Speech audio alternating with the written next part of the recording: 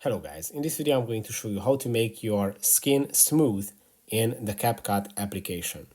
So to do that is pretty simple. You just have to open up your CapCut and then add the video where you would like to make your skin smoother, and then select the video, and this menu is going to appear on the bottom of the screen where you have to tap on the retouch icon.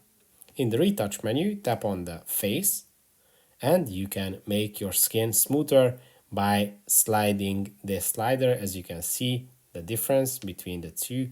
Obviously you can select as strong or as light as you want. You can also select the even option, which makes your skin more even, which is a bit different.